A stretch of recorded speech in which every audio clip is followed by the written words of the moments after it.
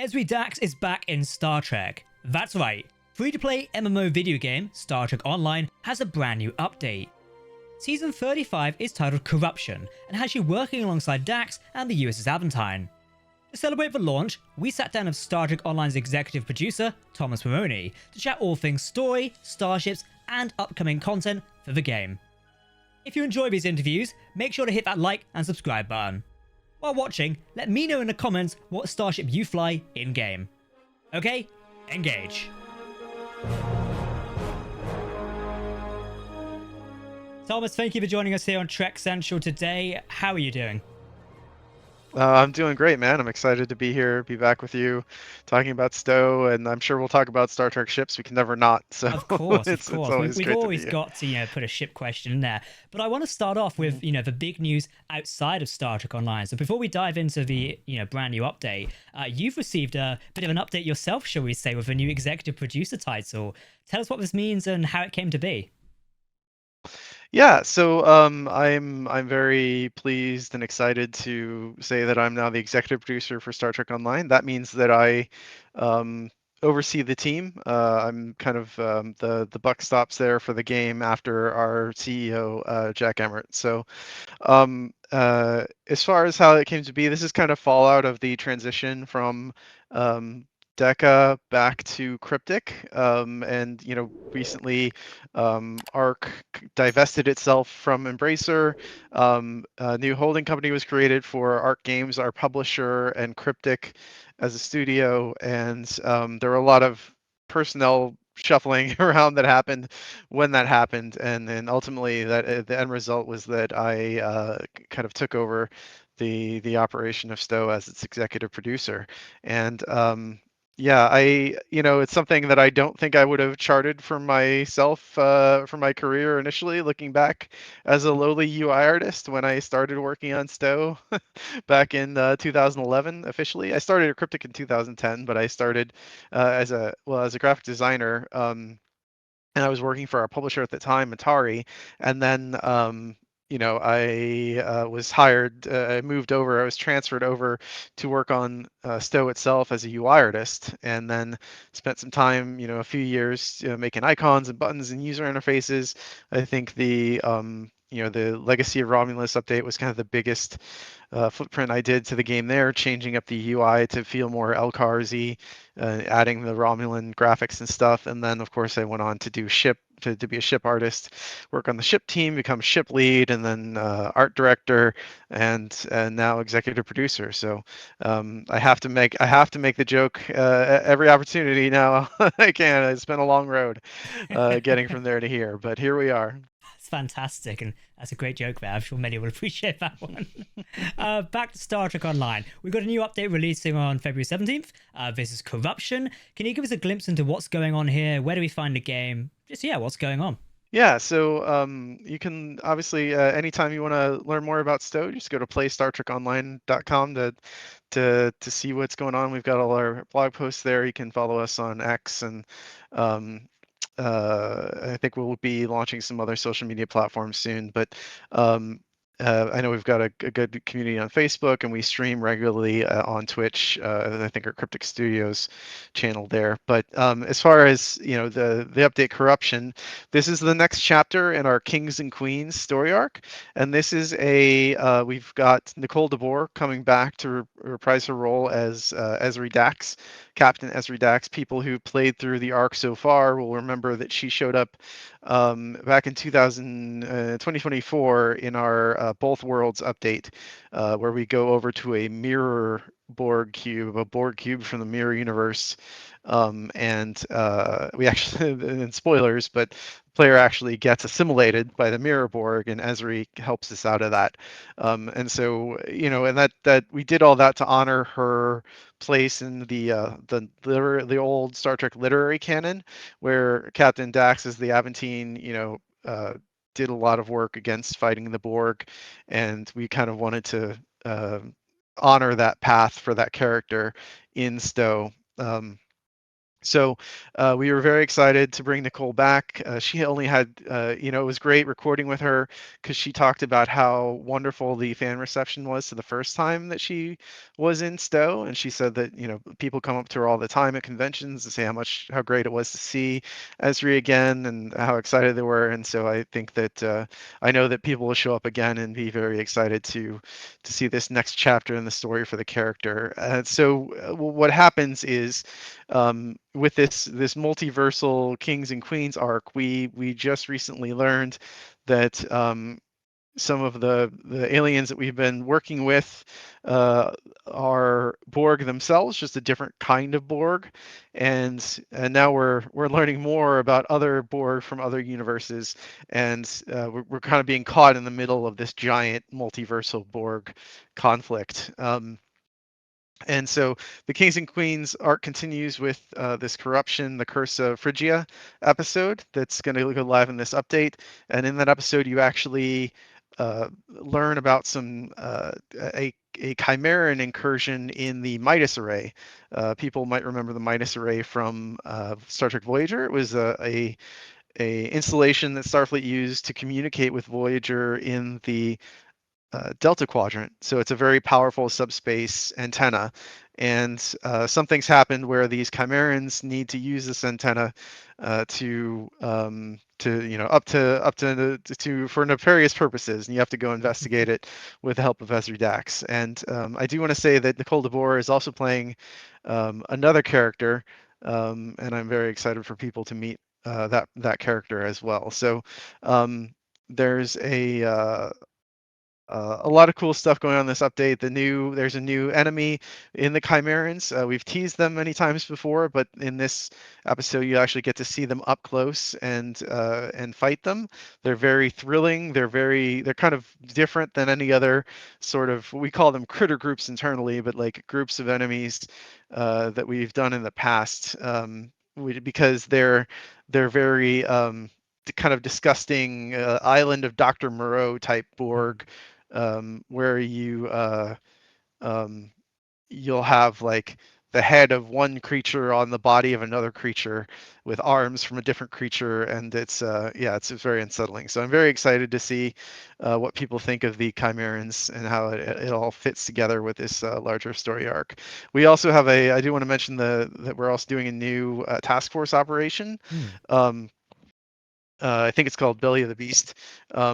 And this one is it's kind of an asymmetric design where instead of just shooting at something, you're in the Midas Array, but you're running away from this Chimeran apex predator creature who is invulnerable to weapons, and so you have to set traps for it. You have to unlock different areas of the environment to get to until you finally get to the boss at the end. So it's a very different kind of gameplay from our normal ground TFOs, and I'm excited for people to check it out. Sounds exciting. Of course, we've also got a new event as well, which I believe is called Corruption. Can you tell us a bit about this one? I hmm saw it in a blog post, so yeah, any more insight? Yeah, so it's our anniversary event. So every year, we do the anniversary event. We've got the Omega particles you can scan for unique crafting materials. We've got you got to get your party horn, right? Your Mark 16 party horn. We do that in the game every year. And we've also got the big reward for doing the event is the Impersa Alliance Juggernaut. So this is another Khitomer Alliance ship. The Alliance ships are some of the one of the I think cooler things that we've done in the past. I guess since I think we started in 2020. So the past 6 years we've been doing these. I think we skipped a year, but they are hybrid ships. So the very first alliance ship we did was a Khitomer, which is a hybrid Klingon Federation starship with its own kind of visual style. This new one, the Impersa Juggernaut, some people might have guessed from the name, but it's a hybrid um, Federation Jem'Hadar starship. And I think people are going to really like the way it looks. It's going to be, really obviously it's a Jem'Hadar Federation combo juggernaut. It's going to be a really powerful ship.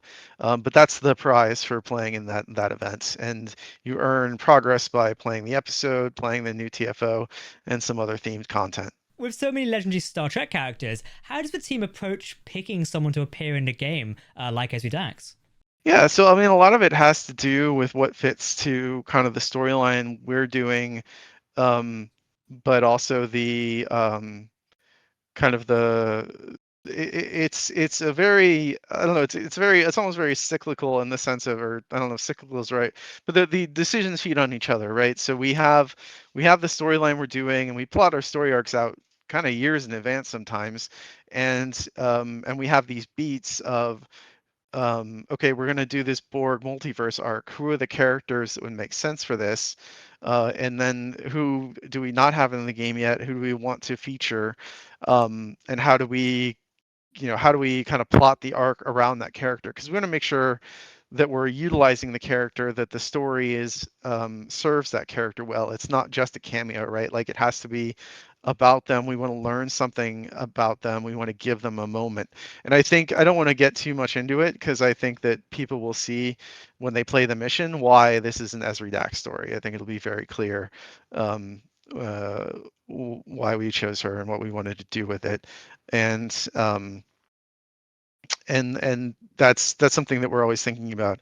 And I think that um, we're always looking for those opportunities to synergize with, between the what we've seen in the shows, and like, okay, well, how can we take these loose threads and pull them together into something interesting? And that's a big part of this arc, this Kings and Queens arc, for sure. So let's talk about starships, as we always have to talk about starships. We love them here. Yeah. What can we expect to see in this corruption update? We've got Ezri Dax. Is she going to have her main ship? Are we seeing new things? Tease away. So a lot of the action is on the ground in the episode in the TFO, but I'll just go ahead and say that the Aventine does make a cameo appearance. It's always great to see the Aventine.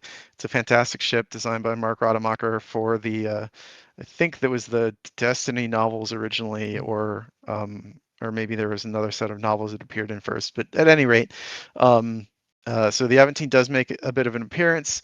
Obviously, the Chimerans, as a new enemy group, they have their own sort of Chimeran starships, which are very gross and chaotic. I think it'll be, once people see it, it'll be very clear, what the what the idea behind them is. But I don't necessarily want to. I feel like I've already given a lot of previews, and some might say spoilers, so I need to walk that back a bit. But yeah, there'll be new enemies to fight, new enemy starships to fight with the Chimerans, and then we're also, as part of the update, we're introducing the Etherean lockbox, which is going to have one of the Etherean starships as the playable starship. This will be the Etherean Harmony, which is the Etherean, we would call it the Dreadnought, or it's the biggest Etherean ship. It looks like a big inverted pyramid.